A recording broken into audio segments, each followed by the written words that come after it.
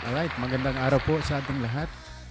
Ito na naman po tayo, no? Sa atin pong series of discussion patungkol sa ating social work profession, no? So, ang ating pag-uusapan ngayon ay may kinalaman sa mga social work methods, no? Mga approaches, yung mga tools, skills, and mga techniques na ginagamit sa practice ng ating social work profession. Alright? So, game na tayo.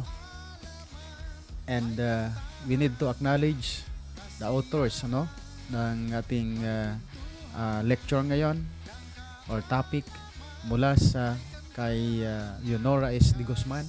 And at the same time, sa atin pong icon of social work, si Professor Madam Telmali Mendoza. Right, so as I said, ang pag-uusapan natin ngayon is all about social work methods. Ano nga ba itong social work methods? No? Ang social work method refers to the application of helping list of the methods and processes of differential, influential, planned action taken by the social workers to sustain selected helping purposes.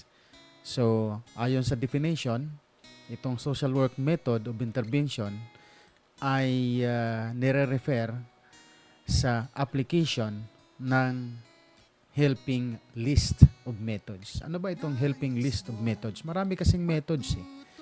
Pero mamaya, pag-uusapan natin ito, no? And itong processes of differential, influential, planned action taken na ginagawa ng mga social worker para masustain itong helping purposes.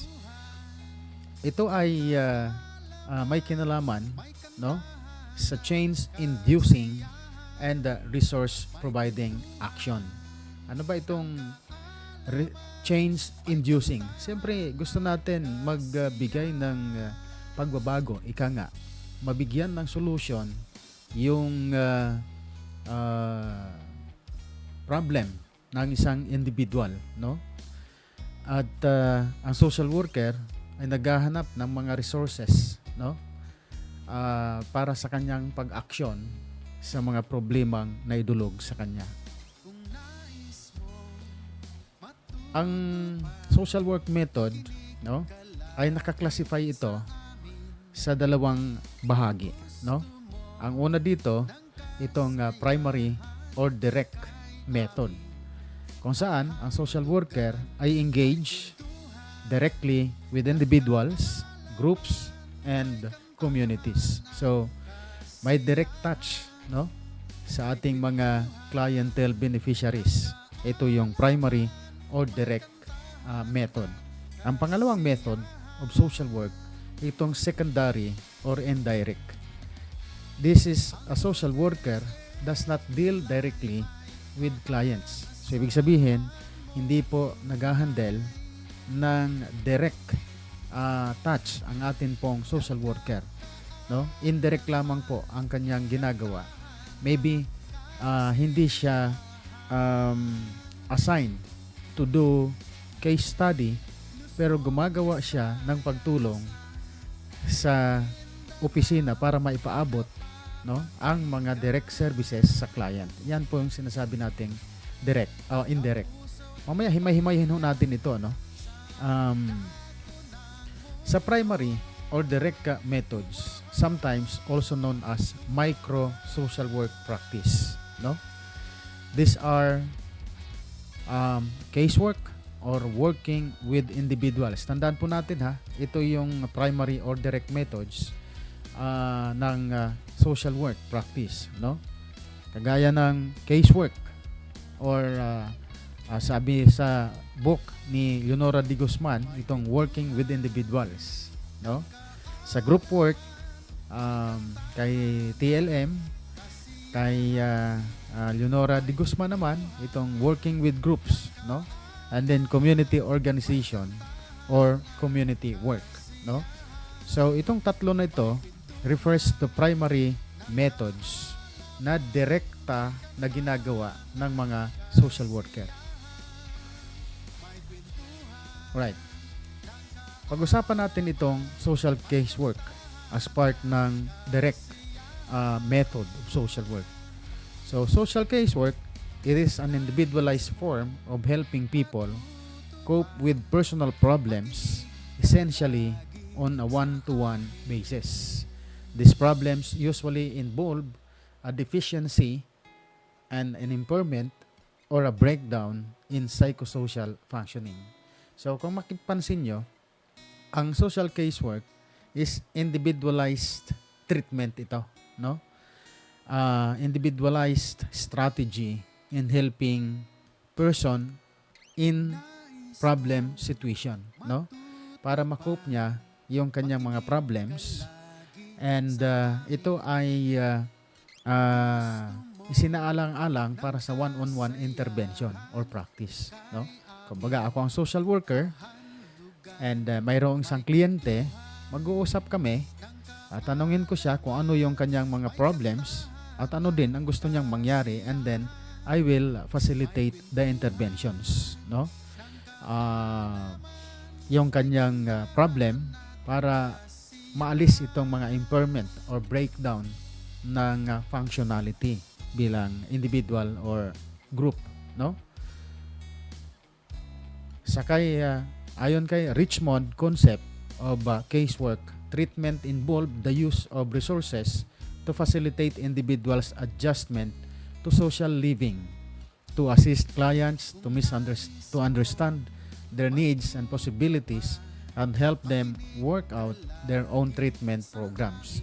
So, kung mapapansin mo, no, itong binabanggit ni Richmond, yung concept nitong casework is treatment involved, no?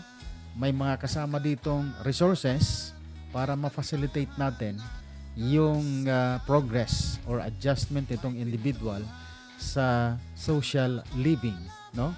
Pangalawa, ma-assist natin ang clients na maintindihan niya. Sabi ko nga kanina, hindi naman po pwede na ang social worker, hindi naman niya alam kung ano ang talagang problem ng client. So, kailangan niya itong i-guide, no? At ang client mismo, siya yung magbibigay ng intervention. What we can do as a social worker is to assist, no? Para lalo niyang maintindihan at makagawa ng mga possible solutions, no, sa kanyang problem, and then makapag-help tayo to work out itong mga treatment plans or programs of interventions na base sa pag-aanalisa o sa diagnosis ng natin bilang social worker. Casework has 3 fundamental characteristics which distinguishes from other social work methods, no? Itong casework tatlo, no, na fundamental characteristics. Una dito, yung individualization, no? Individualization, pangalawa, yung client-worker relationship, at saka pangatlo, itong social treatment, no? Sa individualization, this is focused on the problems of individuals. Social work efforts are directed chiefly at helping individuals and the immediate members of their families who are affected, and it aims at the betterment of individuals and their families. So, may focus tayo, individualized treatment doon sa may problem, pero na-engage natin yung mga members of the family. Kasi hindi pa pwede na ang client lang yung ating tututukan. Hindi natin alam yung background, siyempre kailangan natin mag-investigate. So, kailangan natin na makipag-ugnayan sa mga members of the family ng ating client, no? So, ang overall goal natin dito is for the betterment of individuals. Kasabay dito, siyempre, ang families para mawala dito ng problem. So, either kasama yung family, still, ang atake pa rin natin dito is one by one or individualized treatment or intervention.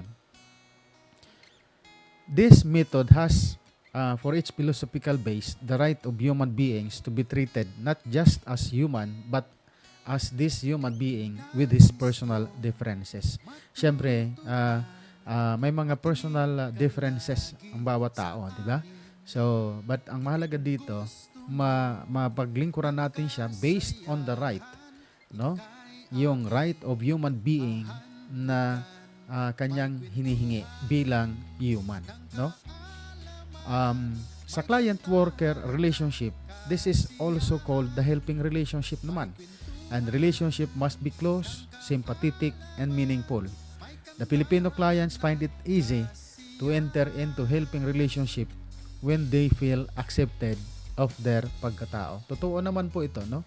So, this is a helping relationship. Kaya nga, client-worker relationship. Hindi yung relation, na mag-girlfriend, boyfriend, Hindi po yun pwede, Ito ay professional client-worker relationship. Ano? Relationship must be close. Siyempre, kailangan aware ka sa nangyayari sa client mo, no? Sympathetic, andyan makikita siyempre ang sympathy and meaningful relationship. Pag sinabing meaningful relationship, ito yung more on sa intervention, no? Hindi sa relationship na magkasama kayo.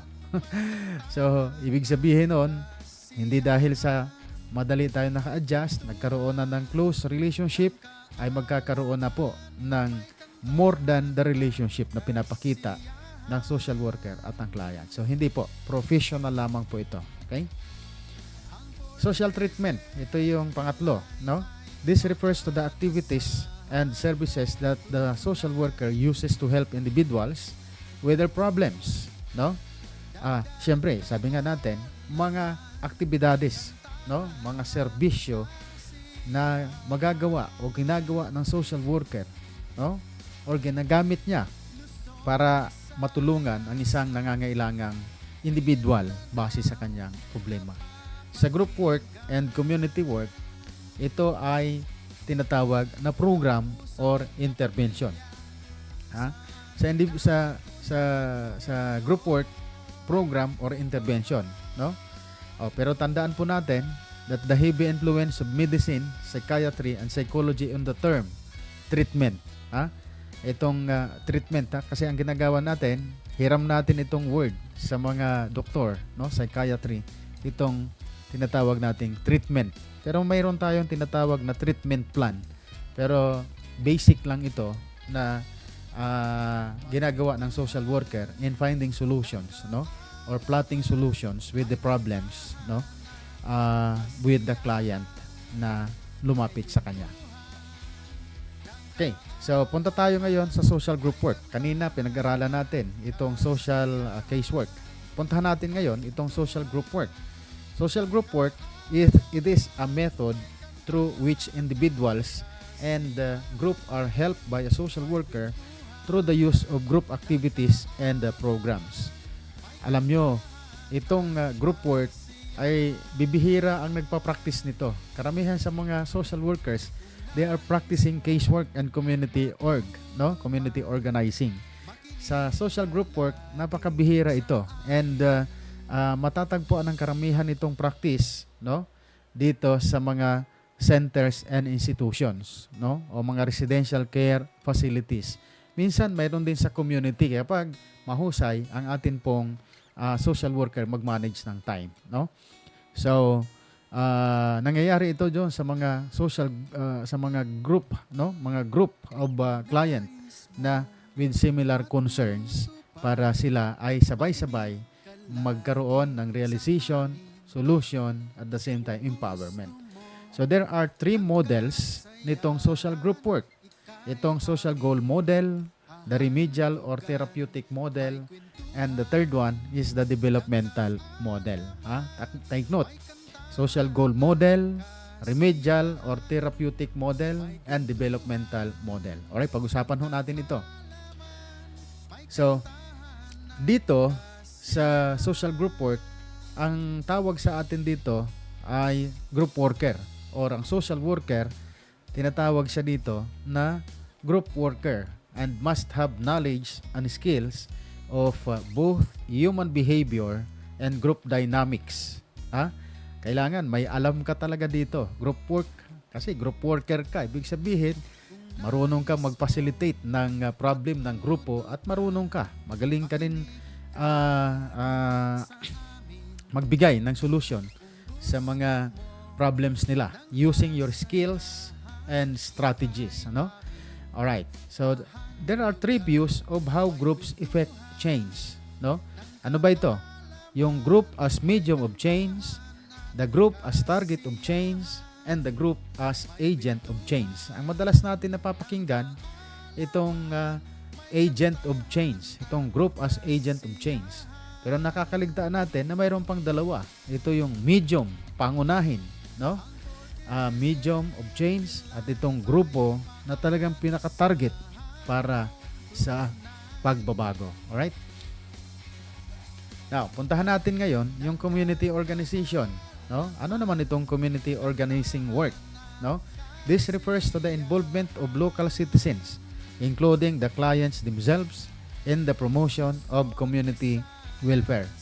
Ang focus nito is on the development of the communities through the efforts of the people themselves. Ang ganda ho nitong community organizing kasi dito, lahat ng strategy, skills, knowledge mo, tactics mo magagamit dito sa community work, ano?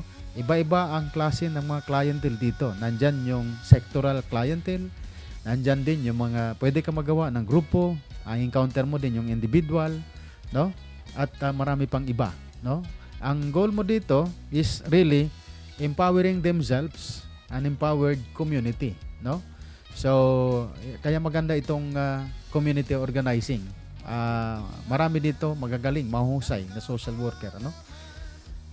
So, in community organizing work, the development of community consciousness becomes one of the initial objectives of the community worker, no? Tandaan po natin ha, ito, consciousness, community consciousness. Dapat ang isang worker o community worker aware dito sa mga nangyayari sa community, no? Conscious siya sa mga kaganapan diyan. At ito marahil ang pagbabatayan niya ng kanya pong magiging action, paano siya tutulong sa komunidad para ito ay maging developed community, no? Community work is also associated with social planning, no? Social planning, advocacy, social action, community development, people empowerment, and social change. Siyempre, napakahirap naman ata na ikaw ay community organizer pagkatapos nakikita mo na yung problem, sabi nga consciousness, pero hindi mo pa rin na bibigyan ito ng magandang plano. Of course, ang social planning, this involves also people, no? Yung nasa community. So, siyempre, aware sila sa mga nangyayari sa kanilang lugar. Naturalmente, alam din nila ang mga kasagutan, no? Ang mga gusto nilang gawin para sagutin itong mga problema. So what you can do as a community worker is to facilitate, no? Sila ang gagawa nitong mga solution. Ipapacilitate mo lang ito, magpo-provide ka ng guidance, no? Para sa kanila, para magawa nila yung mga concerns na may development framework. Alright? Siyempre, kailangan din may advocacy. Halimbawa, marami ng malnourished diyan, no? Aware ka na sa situation, kompleto na yung mga datos diyan galing sa mga tao, no? May kasama ka pang health advocates. Siyempre, kailangan mo din ito ipaabot sa atin pong mga politicians, no? O mga kasamahan diyan sa LGU na nakakasakop dito, lalong-lalo na sa health, no? Social action, no? Kasabay dito yung pagkilos, hindi lang yung social worker or community worker, kasi yung mga tao, sila mismo ang gagawa, no? Sila mismo ang gagawa ng solusyon. Makikipag-cooperate ang bawat isa para matugunan itong mga nangyayaring problem sa community. And syempre, ang effort dito, community development. Ito, yung bayanihan, no? Mayroong mission na i-empower ang mga tao para yung community development ay hindi ito maging problem. So itong community development na to, it engage more develop activities, no? And community participation. So syempre, ang magiging resulta niyan, no? Kapag mayroong training ang mga tao diyan sa community, then therefore matututo sila gumawa ng solusyon sa problema, no? In the end, hindi na tayo ang nag-guide sa kanila, because they will know eventually na tatawagin sila empowered people, no? Kasi sila mismo ang gumawa, sila na ngayon ang nag-a-advocate, sila na rin mismo ang nagpaplano para sa iba pang mga problems sa community. In effect, nakapagbigay tayo ng social change, no? Ito, nabago natin ang kanilang pananaw, kultura, pati yung mga kaugalian, at syempre, naging developmental ang approach nila. Kaya nag-create ito ng social change sa buong komunidad. So, ganyan po ganyan po ang community organizing work. Alright? So, community workers need specialized knowledge and skills, no? Halimbawa, itong sociology of communities, social structures and social analysis, culture and cultural analysis, pati social research. Mahalaga po ito, na i-apply natin ito na mga knowledge and skills, no? Bilang mga community workers or community organizers, no? Itong background mo sa sociology, no? Kahit basic lang, yung mga topographies, ito, mga ano bang mga sistema diyan, social structures, no? Ano bang existing diyan sa komunidad na 'yan? And then may siyempre i-analyze mo itong mga struktura na to, yung culture, and through research, mayroon kang basic research man lang, no? Para maging basis ito ng iyong interventions. Alright? Now, punta tayo doon sa community workers must have skills in motivating and mobilizing people to participate in community development projects. Napaka malas naman kapag hindi natin alam ito, no? Ito ang mga tinuturo sa atin bilang mga social workers na skills in motivation. So, paano mo may encourage yung isang tao, isang kliyente o grupo, community na gumalaw sa kanilang mga nasasakupan kung ikaw mismo ay hindi ka motivated, no? So, kailangan ang social worker na community organizer, motivated siya, no? Motivating ang dating niya. Nagmo-mobilize siya ng tao, tinuturuan niya ito para mag-participate sa mga community development projects. Kasi kapag wala silang pakialam, wala din naman mangyayari sa kanilang community. In effect, wala tayong mapoprovide na change, no? So, kailangan andyan sila mula umpisa hanggang sa pagtapos, hanggang sa iyo nang maiwan. Alright? Now, puntahan natin, ano naman itong mga secondary or indirect methods? Itong mga secondary or indirect methods, these are also called macro practice. Kanina, micro practice yun. Yung social casework. This time, macro practice naman ito. They do not deal directly with the clients, but they require the performance of certain tasks and activities which facilitate an agency's operation and service and are required to enhance social work practice. Yun na nga. Ito yung binabanggit ko kanina na maybe they are not directly working with clients, pero ang kanyang contribution bilang social worker ay technical in a sense na organization yung kanyang binibigyan ng importansya. So that itong organization, makagalaw siya para mabigay ang the best solution para doon sa operation ng social work practice. So in short, dito naman, marami dito yung secondary, yung administration and management, pati yung supervision, monitoring ng kabuuan, no? Gaya ng ginagawa natin ngayon, no? Tayo po ay isang division chief or administrator ng ating pong DSWD dyan sa Field Office 4A, no? So ang gawa ko, indirect ako, wala akong client, pero ang aking mga clients ay kung saan naroroon ang mga social workers o divisions na gumagawa ng mga interventions o nag-implement ng mga interventions sa atin pong mga direct clientele beneficiaries. So what I am doing there, no? Ito na, yung binabanggit ko na administration, supervision, no? Management, and pati research, kailangan din dyan. So, this is a support structures or system para sa operation. Hindi gagalaw ang operation kapag walang administration, no? Hindi rin magiging maganda ang magiging output kapag kulang ka sa logistical support, right? So kailangan natin ito. Ito yung indirect methods ng social worker, no? So Sa administration, this refers to the process by which the objectives of social welfare agency or organization are achieved through the efficient utilization of personnel, money, materials, machine, methods, time, and space. So kasama palagi diyan, ano? Tingnan mo lagi ito, no? Kasi syempre, ang administration, it involves yung financial management, di ba? Nandyan din yung human resource, no? At andyan din yung logistical resource, no? Kaya nga tingnan mo, no? Yung 4Ms, ha? Tingnan mo yan, money, materials, machinery, methods, pati yung oras and espasyo. Siyempre, napakahalaga din, no? As indirect worker or indirect social worker, dapat aware ka din sa nangyayari sa buong departamento, sa buong opisina, no? Halimbawa, sa espasyo, no? Ang mga workers natin sa operation, wala na nga silang magiging lamesa kasi puro na papel ang nandoon sa kanila dahil sa ginagawa nilang mga operations, no? Yung mga liquidations, lahat yan puro papel. No?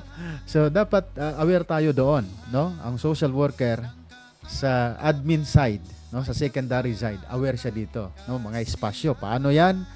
Paano naman siya paluwagin, no? Siyempre yung mga time and elements, no? Dapat available din itong mga human resource, no? Yang machineries natin at siyempre manage and control mo yung finances. Alright? So, in administration also, this entails what the agency does, no? Ano yung mga polisiya, mga plano, mga programa, at mga proyekto ultimately affect the client's welfare.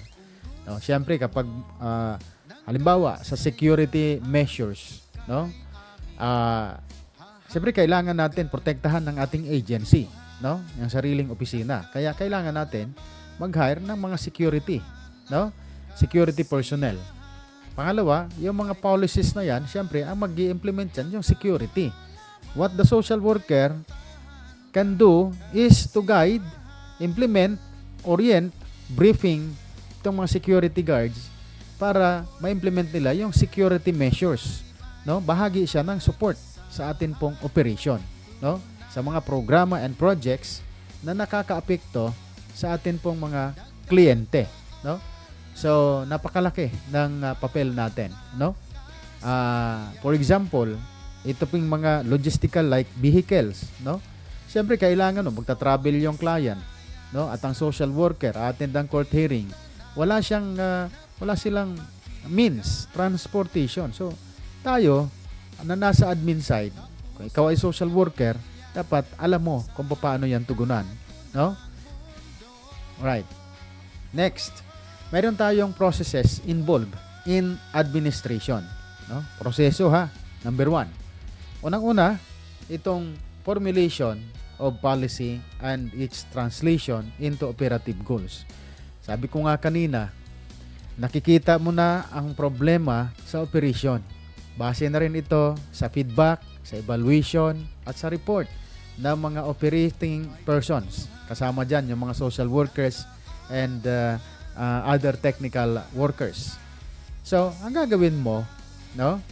Dahil pinaabot sa'yo, so, mag-iisip ka, paano ba makakatulong na i-organize at makapag-contribute tayo bilang mga indirect workers, no?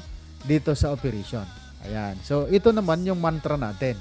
Diyan naman tayo dapat maging magaling. So, gagawa tayo ng mga program design at mag-i-implement tayo o policies, no? At i-implement natin ito para sa operation, no? Halimbawa, kailangan ng vault para sa operation. Abay, syempre, di naman maintindihan natin ba't kailangan ng vault, no? Ay, kailangan yan kasi kailangan magtago dyan ng pera, proteksyonan ng mga pera na itinutulong para sa ating mga clientele beneficiaries, no? So, kasama dyan siyempre yung program design and implementation. Number 3, funding and resource allocation. Sabi nga natin kung mayroon kang polisiya, may programa ka. Parang batas ito May batas, okay? Pag na-enact ang law, ang kasunod dyan, ano ang benefits ng loan na yan. So gagawa ng mga programa, no? At hindi naman po pwede na may program ka, pag in-implement mo, wala kang pondo. Kaya ang pangatlo, funding and resource allocation, no? Dapat lagi yan magkatuwang. Pag may program design ka, ang asawa niyan, pondo o mga resources. Pang-apat, dapat i-manage mo ito, itong mga internal and inter-organizational operations, no? As administrator. Titingnan mo ngayon kung yung mga sinabi na mga proyekto at kaakibat ang pondo ay nagagamit ito sa tama, no? O sa wasto, no? Ika nga, walang nasasayang na mga pondo. Okay? Panglima, itong personnel direction and supervision. Siyempre, kailangan natin dito bigyan ng pansin din yung capacity, no? Building ng ating mga personnel, no? At masubaybayan ang iba't ibang mga programa, no? Kapag ikaw ay nasa administration side, no? This is part of the support ng administrator o social worker na nasa admin side sa operation, no? Kailangan alam niya to. Pag hindi niya alam ito, malaki ang problema dito, no? Hindi siya marunong gumawa ng policy, paano siya makakatulong, no? Eh may subject naman tayo sa social work, di ba? May subject tayo dyan, so kailangan alam natin ito. Hindi lang puro full social work operation yung ating gagawin. So pag nasa administration ka, kailangan marunong ka dito sa mga to, no? Alright. So, ano pa? Pang-anim, ayan, organizational representation and public relations. Alam nyo, sa probinsya, no, sa mga probinsya LGUs, pansinin nyo, ang mga ang laging katuwang ng governor or mayor ay ang kanyang administrator, no? Ang administrator. Ang vice mayor, shadow lamang niya ito. Kapag wala siya, siya yung nagiging replika. Siya ang nag-ooperate, no? O vice governor. Pero ang administrator, siya ang laging katuwang niya. Bakit po? Ganito po yan, no? Kaya siya malapit sa administrator. Kasi pag wala siya, ang administrator, siya yung caretaker ng buong opisina. Ano ang kini-caretaker nito, no? O minamanage niya? Lahat na klase ng programa, ng tao, ng kaayusan, no? Ito ang kanyang binibigyan ng halaga, no? Pag nasa operation ka, ang ino-operate lang natin ay yung mismong programa na disenyo para sa mga clients natin, no? Yan ang ino-operate natin. Pero pag ikaw ay nasa administration or admin, critical ang role mo kasi lahat ng nag-ooperate, kailangan i-supervise mo, i-manage mo, i-monitor mo. That's the difference, no? Between operation and administration. So, dapat magaling ka rin, no? Na dalhin ito pagdating sa outdoor activities, no? Marunong kang i-represent ang agency, no? Kunyari, kung attend ka ng meeting, no? So, wala yung operation, no? Siyempre, pag may tanong sa'yo, ikaw ang sasagot. So, dapat aware ka dito. Kasi lahat ng programs na itanong sa'yo, no? Ikaw na ang little governor. Ikaw ang little mayor, no? As administrator, talagang ikaw ang talagang magiging susi para sa kasagutan. Kaya madalas ikaw din ang pinapadala ng governor o mayor, no? Doon sa mga engagement activities na hindi siya makakarating, no? Ito yung role kasi kailangan ang papel ng administrator dalahin ang mga community papasok sa opisina. Ha? Hindi lang magbigay lang ng ayuda. Okay.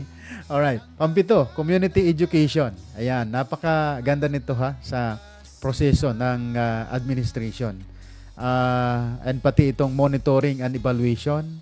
At dito din lalabas itong mga innovations to improve organizational productivity, no? Kagaya halimbawa, napapansin natin ang mga opisina ngayon ay talagang bugbog sa dami ng mga dokumento, no? Nagaling din sa mga programa, no? So, anong gagawin kapag itong mga program na ito ay nangangailangan ng tulong, no? So, lahat syempre dapat makapakialaman nito ng isang administrator, no? Hindi po pwede na hindi ka makikialam gawa na ikaw nga ang manager ng buong departamento o buong opisina. So, kaya critical ang role mo sa pag-improve ng organizational productivity. 1, yung mga sistema. Number 2, yung innovations. Yung pagbibigay mo ng solusyon doon sa mga hinaing organizational concerns ng mga nasa operations, no? So, kapag hindi mo ito natutugunan, ay hindi ka effective na administrator, no? So, ibig sabihin, hindi masusolusyonan yung mga concerns na galing mismo sa operation experiences or exposures. Alright? Now, puntahan natin ngayon itong tinatawag na management in administration. Ano ba itong management in administration? No? Management is part of administration, and it means overseeing the use of agency resources. Ito yung binabanggit ko. Minsan nami-miscommunicate ito, nami-misunderstood itong dalawa, no? Minsan nasa taas daw itong management, no? At ang administration ang nasa baba. Alright, ganito po 'yon. Okay? Ang management, ito yung kabuuan ng mga decision makers, itong policy makers. Kung sa NGO, ito yung mga board or executive board of directors ng isang organization, no? Ang trabaho nila is i-administer ang kanilang organisasyon, no? Doon sa mga policies, mga programs na kailangan i-operationalize, no? Magkaiba yung management sa executive director or director. Ang director, siya yung operation side. Siya yung nag-ooperate ng lahat ng mga plenano, mga polisiya na ginawa ng top management or executive management, no? Sa government, nangyayari ito, mga policy makers, directional ang kanilang mga ginagawa. At ang nag-ooperate niyan, ito yung mga namumuno sa kada division or section, no? Sa yung bahagi din ng management, mayroon pa ring administration side, di ba? Pero kapag sa government, napakalawak ng administration, and that is administration is on top of the management, no? Ito yung pamumuno, no? Na may mga tao ikaw na sinusupervise. So ibig sabihin, lahat ng mga ginagalaw o ginagawa nitong mga nasa administration ay dapat monitored mo ito. Nakikita mo lahat ito, no? May means ka to control, may means ka to communicate, may means ka to review the processes and policies. Kung hindi na effective, gagawin mo ito, no? Na maging effective. Okay? At dito rin, ginagamit din itong case management that refers to the actual delivery to the client of such resources. Akala natin pag nasa social administration tayo, hindi ito nagagamit, no? Mali po, no? Gamit na gamit itong case management. Hindi nga lang natin alam kung anong ibig sabihin ng proper terminology nito para sa social administration. Pero it refers to management of organization, people, programs, clients, environment, and so forth. So lahat ito ay dapat magkaroon ito ng system. Ayan, oo. Nagamit ko ito sa aking kasalukuyang position, no? Itong case management. Nung dumating ako sa administration, malaki ang na-contribute nito, no? Galing sa operation, dati ang ginagawa ko lang ay puro mga program related management, no? Nag-manage tayo ng disaster division, pati yung response operation, nag-manage tayo ng center, nag-manage tayo ng mga sectoral, no? Organizations, pati yung pamumuno natin sa iba't ibang mga organizations, part yan ng management. Pero pagdating sa social admin dito sa DSWD, sa Region 4A, gamit na gamit ito, yung pagiging administrator ko, yung pagmamanage ng iba't ibang mga resources, no? Pati yung paghahanap ng resources, no? Dito matitesting, masusubok yung innovativeness mo, no? Ang innovation mo, yung creativity mo. Susubukin talaga dito dahil ikaw ang haharap sa mga program na nagrereklamo. So dito, lahat ng kanilang reklamo, dapat as an administrator, tutugunan mo siya. Whether it be salary, delayed salary, what else?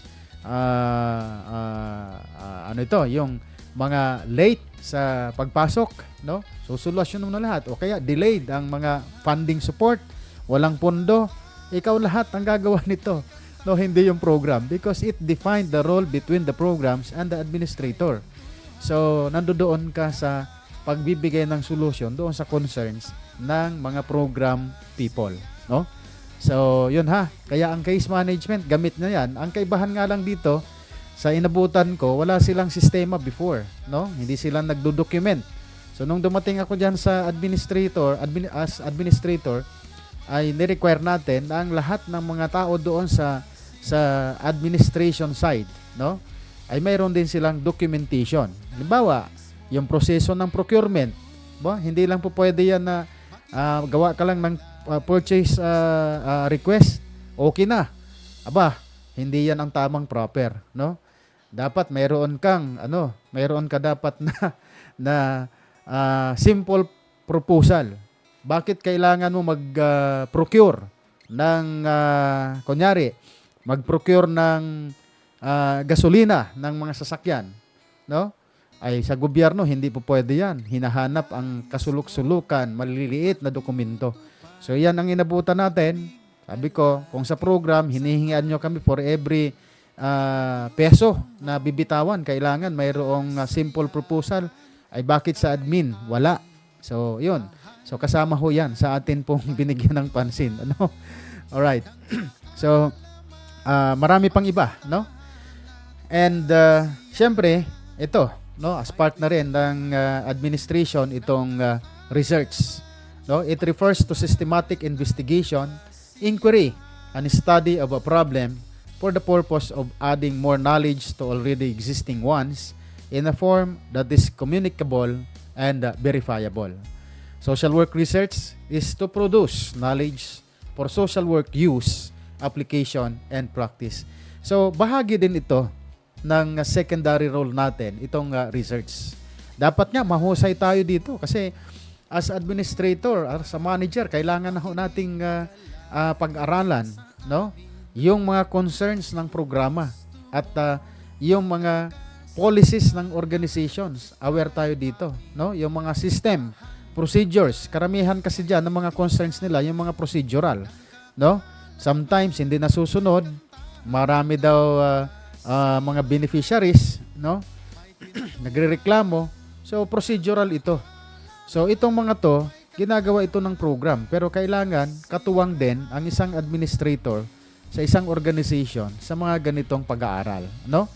Social work research, sabi nga, is to produce knowledge. Paano ka naman magpo-produce ng knowledge kung hindi ka mag-undergo ng information verification, ba? And itong knowledge for social work use, application, and practice. Ano? Alright. Mayroon tatlong functions of social work research. Ano ba itong tatlo na function? Number 1, the perspectives and methods of science can provide a framework for practice activities. A practitioner can make use of scientific orientation in striving to obtain the best results possible. Iyon ang sinasabi ko eh. Practitioner can make use of scientific orientation, no? To obtain best results. Scientific dapat. Based from science, no? May research, in-analyze. Hindi itong sabi-sabi lang. Pag sabi-sabi lang yan, no? Hearsay yan, no scientific basis. Ibig sabihin, hindi yan evidence-based, no? Research helps to build knowledge for practice. Ito ang mahalaga, no? Ang mga researches na to, kapag evidence practice, tiningnan mo yung mga problema, no? Yung nakikita mong problems or gray areas sa isang organization, in-apply mo to, no? Ni-research mo, makakakuha ka ng scientific knowledge and recommendations mula din sa atin pong mga naging respondents. Kaya research ay nakakatulong ito sa pag-build ng knowledge for effective practice. Alright? It can also generate and refine concepts, determine the evidence for generalization, and theories, and ascertain the effectiveness of practice and methods. Research serves the practical functions of providing specific data to inform such actions as practice decision, program operations, or efforts at social change. The main strategy of social work research is the study of phenomena by naturalistic methods, that is without experimental manipulation. Ayun nga, dapat walang experimental manipulation dyan, kundi natural method, ano? To have a meaningful function. Social work research must be utilized by practitioners who are responsible for planning, administering, and implementing social work programs. So, nakita nyo na kung ano ang mga mahalagang bagay na dapat nating tingnan. Ano? Alright. So, okay. So, ayan tatlo ho. No? Pinag-usapan natin itong casework, group work, community org, mga methods of social work. Kasama dito siyempre yung indirect methods, ano? Itong administration, no? Supervision, research, no? Management, no? So yan, marami siguro na tayong mga naging kaalaman, kaya maganda na may pagpatuloy natin ang pagtalakay nito, no? At pagbigay nito ng libre para sa ating mga future social workers, mga students getting a social work profession, and who would like to be licensed social workers in the future. And siyempre, sa mga nagre-review, mga practitioners, wag ho tayong mawala dito, no? So, with that, marami pong salamat sa ating pong nauna na episode, ano? At sa mga nakinig. Maraming pong salamat at magandang araw po sa ating lahat.